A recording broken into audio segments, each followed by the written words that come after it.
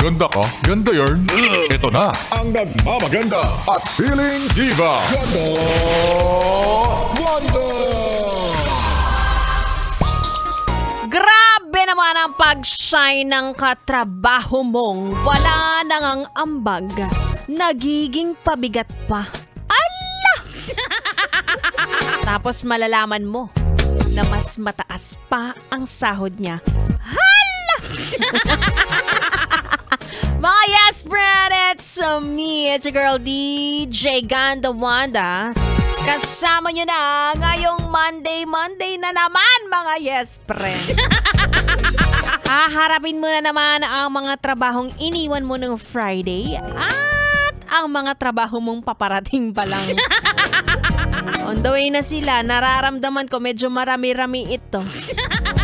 Okay lang yan, yes, friend. At least ngayon, pauwi ka na, diba? Yun na lang ang isipin natin.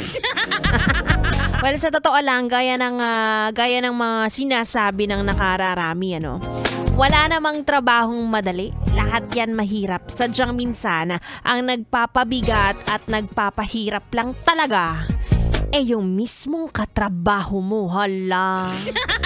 Diba? Mahal mo naman ang ginagawa mo. Kaya mo namang dalhin. Sadyang may mga tao lang na magpapahirap sa trabaho mo dahil lang hindi kayo pareho ng work ethics. Hindi kayo parehong passionate sa ginagawa. Ayan, wala siyang masyadong dinadalang responsibilidad, kaya yung bigat ng trabahong meron kayo ay hindi niya nagigets. Gets? Maaaring ikaw, kaya ka nagtatrabaho, yes, friend, dahil kailangan mong ipangtusto sa pamilya mo, kaya grabe ka magpahalaga ng trabaho.